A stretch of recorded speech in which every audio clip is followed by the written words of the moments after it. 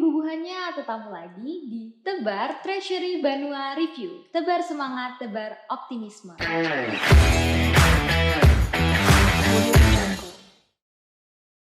Senang sekali pada kesempatan kali ini, saya Saza akan menemani Sobat Tebar semua untuk membahas seputar pembiayaan ultramikro atau UMI dengan tema Bersama UMI Wujudkan UMKM Maju.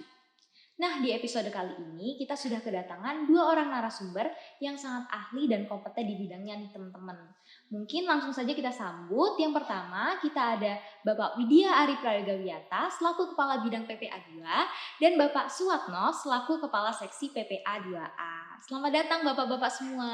Terima kasih. Gimana nih Pak kabarnya hari ini? Alhamdulillah baik Mbak Sasa. Baik. Alhamdulillah ya Pak kalau sehat-sehat selalu. Nah pada hari ini seperti yang saya sudah jelaskan di awal Pak, kita akan membahas seputar pembiayaan ultramikro. Pasti udah pada siap kan Pak untuk mengisi podcast hari ini? Insya Allah. Baik, mungkin langsung saja Pak pertanyaan pertama akan saya ajukan kepada Bapak Suwatno. Pak mungkin kan ada Sobat Tebar di rumah yang belum tahu apa itu pembiayaan ultramikro nih Pak. Nah mungkin bisa dijelaskan Pak sedikit sebenarnya pembiayaan ultramikro itu seperti apa sih Pak dan bagaimana cara mengakses pembiayaan tersebut? Jadi gini Mbak Sasa, jadi betul bahwa pembiayaan ultramikro ini merupakan program pemerintah yang menyediakan fasilitas pembiayaan bagi usaha ultramikro yang belum atau kesulitan mengakses pembiayaan dari perbankan. Kemudian bagaimana caranya untuk mengakses pembiayaan UMI ini? Jadi para pelaku usaha ultramikro ini atau masyarakat secara luas dapat mengakses pembiayaan ultramikro ini melalui penyalur-penyalur terdekat. Di sana ada Pegadaian, ada PNM, atau ada banyak koperasi-koperasi yang sudah menjadi mitra penyalur pembiayaan UMI ini. Atau mungkin bisa menanyakan ke tetangga yang sudah menjadi nasabah ultramikro ini. Jadi di sana tiap minggu biasanya ada pendampingan. Nah, di situ bisa minta atau mencari informasi kepada tim pendampingan dari penyalur pembiayaan ultramikro ini. Mungkin itu Mbak Sasa. Baik, jadi pembiayaan UMI itu adalah menyediakan pembiayaan bagi para pelaku usaha ultramikro ya Pak ya? Betul. Nah, lantas usaha ultramikro itu yang seperti apa sih Pak? Bagaimana kriteria dari sebuah usaha itu bisa dikategorikan sebagai usaha ultramikro? Jadi usaha ultramikro ini adalah usaha yang paling bawah ya. Di atasnya ada usaha mikro, kecil, menengah, dan lain-lain. Jadi kriteria yang dikatakan sebagai usaha ultramikro yang pertama, dia belum memiliki legalitas usaha, seperti dia belum memiliki NIB, NPWP. Kemudian dia belum memiliki sertifikasi, seperti sertifikasi dari BPOM, dari MUI, yaitu sertifikasi halal, atau izin PIRT-nya dari Pemda setempat. Kemudian jenis produknya atau komoditinya dia dapat berubah sewaktu-waktu. Misalnya hari ini dia jual gorengan, besok dia bisa jual sayur atau makanan yang lain. Kemudian tempat usahanya dia juga bisa berpindah-pindah sewaktu-waktu. Jadi dia belum mempunyai tempat usaha yang tetap. Kemudian administrasi keuangannya biasanya dia masih dicampur dengan administrasi pribadinya. Jadi kadang uang jualan juga dipakai untuk belanja dan lain-lain. Itu masih tercampur. Kemudian dia juga mengalami kesulitan dalam mengakses pembiayaan dari perbankan atau yang kita kenal dia masih non bankable. Itu kira-kira Mbak Sasa salah satu kriteria atau beberapa kriteria. Baik, jadi bisa disimpulkan bahwa usaha ultramikro itu usaha yang baru merintis gitu ya Pak istilahnya. Nah, kalau misalnya kita punya suatu usaha nih Pak, baru merintis usaha dan usaha tersebut sudah memenuhi kriteria usaha ultramikro yang Bapak sebutkan tadi. Nah, kalau misalnya kita mau ikut join nih Pak ke program UMI ini bagaimana caranya Pak? Atau apa saja syarat-syaratnya? Jadi syarat untuk menjadi nasabah ultramikro ini sangatlah mudah Mbak Sasa ya. Jadi dia cukup memiliki KTP yang didirikan dengan NIK, kemudian dia belum memperoleh pembiayaan dari pemerintah lainnya, yaitu seperti pembiayaan KUR, karena KUR dan UMI tidak boleh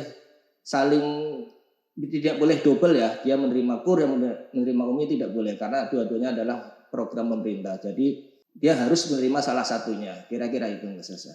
Baik, ternyata syarat-syaratnya nggak ribet ya Pak ya untuk jadi debitur UMI. Gampang sekali. Makanya masyarakat silahkan yang punya usaha kesulitan pembiayaan silahkan bisa mengakses pembiayaan ini. Baik, mungkin selanjutnya saya mau tanya-tanya ke Pak Ari nih Pak, selaku Oke. Kepala Bidang PPA 2 di Kanwil Ditjen Perbendaharaan Provinsi Kalimantan Selatan. Siap. Nah, terkait dengan peran Kanwil DJPB sendiri terhadap program pembiayaan UMI ini seperti apa sih Pak? Ya, jadi yang kami lakukan terhadap terkait dengan UMI ini, kami melakukan monitoring ketepatan data ini untuk menguji akurasi data penyaluran. Kemudian kita juga melakukan edukasi kepada masyarakat tentang adanya akses pembiayaan yang mudah cepat itu UMI. Kemudian juga kita melakukan suatu aksi yang nyata, yaitu adalah pemberdayaan pelaku UMKM, khususnya UMI ya. Dan yang tidak kalah pentingnya, kami melakukan pengukuran keekonomian debitur. Jadi mengukur sejauh mana dampak UMI terhadap kesejahteraan debitur. Itu. Baik, ternyata peran dari Kanwil ini cukup signifikan ya Pak ya terhadap kesuksesan program pembiayaan UMI ini sendiri. Nah, kalau bentuk atau dukungan lain yang diberikan oleh Kanwil DJPB ini seperti apa Pak? Ya, kami juga melakukan dukungan kami terhadap pelaku UMKM. Kami mensupport dalam bentuk, salah satunya adalah untuk promosi produk debitur. Ini kita adakan di berbagai event nasional, adanya gerakan nasional Bangga Buatan Indonesia, kemudian di event pameran OPOP atau One Pesantren One Product. Itu di sana juga kita hadir, juga menampilkan produk UMI binaan kita, juga di GKN Festival. Jadi di tahun lalu di Banjarbaru, bukan tahun lalu, beberapa bulan yang lalu, kita juga ajak para pelaku UMKM itu. Kemudian kami juga melakukan sosialisasi terkait dengan pembiayaan UMI dalam rangka kita mau menjaring lembaga keuangan bukan bank. Salah satunya adalah contoh koperasi, untuk kita ajak berperan serta sebagai penyalur UMI nantinya, seperti itu. Itu antara lain. Baik, jadi dukungan dan support dari Kanwil DJPB terhadap program pembiayaan UMI ini tentunya sangat membantu ya Pak ya untuk para debitur UMI. Nah, mungkin saya kembali lagi nih ke Pak Suwatno. Pak, kalau misalnya kita mengakses suatu pembiayaan tentu ada bunga atau margin yang dikenakan ya Pak ya kepada kita selaku debitur. Nah, kalau margin atau bunga yang dikenakan kepada debitur UMI ini sendiri besarannya berapa sih Pak kira-kira? Nah, ini yang menarik bahasa saya terkait margin atau bunga yang dikenakan. Jadi masing-masing penyalur itu mengenakan margin atau bunga kepada nasabahnya itu berbeda-beda karena di sana ada perbedaan cost structure atau struktur biaya yang dikeluarkan oleh masing-masing penyalur kaitannya dengan model pembinaan dari mereka ya kepada nasabahnya. Kemudian untuk pengenaan bunga ini besarannya tidak ditentukan, tapi ada kesepakatan waktu penandatangan PKS dengan pemberi dana ya khususnya PIP ini bahwa bunga yang dikenakan kepada nasabah UMI harus di bawah dari bunga yang selama ini dikenakan kepada nasabah selain UMI. Jadi syaratnya harus di bawah bunga yang telah dikenakan kepada nasabah selama ini. Kemudian yang tidak kalah pentingnya bahwa bunga ini atau margin ini bagi nasabah UMI itu tidak menjadi masalah karena nasabah ini memerlukan kecepatan dan kemudahan persyaratannya. Jadi karena tadi ya sudah saya sampaikan di atas bahwa persyaratannya sangat mudah dan cepat. Jadi yang penting bagi nasabah ultramikro ini bahwa dia dapat memperoleh pembiayaan UMI ini untuk menjalankan usahanya. Itu kira-kira Mbak Sasa. Baik, jadi besaran bunga atau margin yang dikenakan ini berbeda-beda tergantung dari penyalurnya ya Pak ya? Betul. Nah, kalau di Kalimantan sendiri jumlah penyalur dari program pembiayaan UMI ini ada berapa sih Pak dan apa saja? Jadi sampai saat ini jumlah penyalur di Kalimantan Selatan baru ada 5 dan mudah-mudahan di tahun-tahun ini tahun depan bisa bertambah ya dengan tadi yang dijelaskan Pak Ari ada penjaringan dari penyalur dari koperasi tadi ya Pak Arya. Jadi 5 itu yaitu yang pertama itu PT Pegadaian, ini sudah hampir menyebar ke seluruh kabupaten kota ya. Kemudian ada PT PNM, PT Permodalan Nasional Madani ya. Kemudian ada Koperasi Mitra Duafa atau kita biasa kenal Komida. Kemudian ada 2 BMT yaitu BMT UGT Sidogiri dan BMT Bina Umat Sejahtera. Itu 5 penyalur yang sampai saat ini ada di Kalimantan Selatan. Baik, jadi penyalur UMI di Kalimantan Selatan sejauh ini ada 5 ya Pak ya? Ada 5 ya. Semoga kedepannya tentu akan bertambah lagi Pak penyalur UMI. Betul, sehingga bisa masyarakat bisa mengakses lebih gampang lagi terhadap pembiayaan UMI. Baik, mungkin saya kembali lagi nih ke Pak Ari Pak. Pak, saya penasaran terkait dengan skema penyaluran UMI Pak di Kalimantan Selatan dan secara umum. Gimana sih Pak skema penyaluran UMI ini dan bagaimana ketentuan terkait agunannya? Ya, jadi skema penyaluran UMI itu ada 2. Yang pertama kepada secara individu. Jadi secara individu, yang kedua adalah secara kelompok. Ada sedikit perbedaan yang kepada individu ini boleh penyalur itu mencaratkan adanya agunan. Namun yang untuk yang kelompok, karena ini sifatnya tanggung renteng, maka penyalur tidak diperkenankan mencaratkan agunan kepada kelompok penerima tersebut. Itu Pak. Baik, jadi ada 2 ya Pak ya, secara individu dan secara kelompok. Dan agunan itu hanya bisa dikenakan untuk yang skemanya individu gitu. Baik, nah dari tadi mungkin kita sudah cukup ngobrol mendalam nih Pak tentang pembiayaan UMI. Tapi sebenarnya tujuan dari program pembiayaan UMI ini sendiri seperti apa sih Pak? Tujuannya jelas, yaitu penyediaan pembiayaan yang cepat dan mudah sehingga bisa langsung dimanfaatkan oleh para pelaku UMKM. Kemudian kita juga untuk menambah jumlah pelaku usaha yang menerima pembiayaan, dan yang juga tidak kalah pentingnya adalah mendorong kemandirian para pelaku usaha yang selama ini menjadi penerima bantuan sosial. Nah itu. Baik. Nah, keunggulan atau kelebihan dari pembiayaan UMI ini sendiri kalau dibandingkan dengan pembiayaan sejenis lainnya tuh apa Pak? Jadi keunggulannya ini adanya penyediaan pendampingan. Jadi para penyalur tidak hanya menyalurkan, namun dia mempunyai kewajiban moral juga melakukan pendampingan, pembinaan teknis barangkali untuk pemasaran misalnya dan sebagainya. Kemudian kelebihannya lagi adalah kemudahan dalam pembayaran angsuran. Jadi debitur bisa mengangsur secara mingguan, bulanan, bahkan juga bisa dengan harian seperti itu. Juga penyalur menjemput bola. Jadi untuk memudahkan agar para pelaku bisa fokus pada bisnisnya, artinya tidak meninggalkan kerjaannya jualan di pasar, maka penyalur langsung jemput bola untuk istilahnya nagih ke masing-masing debitur. Debitur cukup bekerja dengan khidmat, tidak perlu berbondong-bondong atau membuang waktunya untuk membayar angsuran. Itu. Baik, jadi selain akses terhadap pembiayaan itu mudah atau gampang Pak ya, ternyata pengangsuran kembali pinjamannya itu juga gampang ya Pak ya kalau di program UMI ini. Sangat gampang. Baik, mungkin sekarang saya mau tanya ke Pak Suwatno nih Pak. Tadi sempat disinggung juga sama Pak Ari bahwa selain menyalurkan pembiayaan atau pinjaman, program UMI ini juga menyediakan pembinaan dan pendampingan. Nah, bentuk dari pembinaan atau pendampingan ini kepada para debitur UMI itu seperti apa sih Pak? Betul Mbak Sasa, jadi penyalur dalam pembiayaan UMI ini wajib melakukan pendampingan ya, pendampingan usaha dan pendampingan lainnya. Jadi jenis pendampingan yang dapat dilakukan oleh penyalur ini antara lain pengurusan izin usaha itu. Kemudian pelatihan dalam rangka peningkatan usaha dia.